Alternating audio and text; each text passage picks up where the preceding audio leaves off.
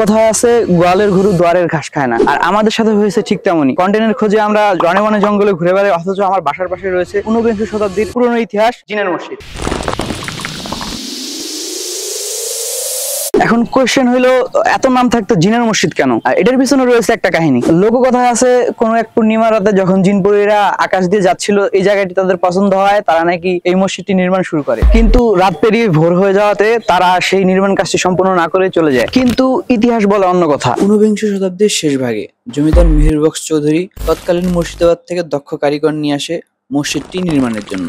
মুঘল স্থাপত্য শৈলীতে নকশা করা এই মসজিদটির নির্মাণ ছিল অত্যন্ত জটিল ও সময় সাপেক্ষ। তাই কাজ চলাকালীন সময়ে গম্বুজ নির্মাণের আগেই 1910 সাল বাংলা 1317 সন জমিদার মেহের বক্স চৌধুরীর মৃত্যু ঘটলে মসজিদের নির্মাণ কাজ পুরোপুরি বন্ধ হয়ে যায়। ফলে মসজিদটি গম্বুজবিহীন ভাবে দাঁড়িয়ে থাকে প্রায় 100 বছর। এরপর 2010 সালে মেহের বক্স চৌধুরীর প্রপৌত্রী আলহাজ তশরিফা খাতুন 19 নভেম্বর পুনরায় কাজ আরম্ভ করেন এবং মসজিদের কাজ সমাপ্ত করেন।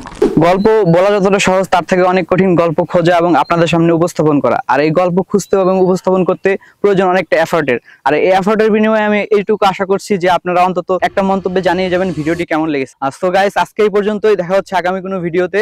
তো ততক্ষণ পর্যন্ত ভালো থাকবেন, সুস্থ থাকবেন। Good bye everyone. মিজানুর ভাই ব্যাকআপ। আরে শাহিন দাঁড়া, আমার সাথে ঘটে গেছে ঠিক ওইরকমই কাহিনী। বুঝলাম মিজানুর ভাই আপনারা ছাইড়া গেছে, তাই বলে আপনি অনলাইনে এসে দুঃখ বিলাস করবেন?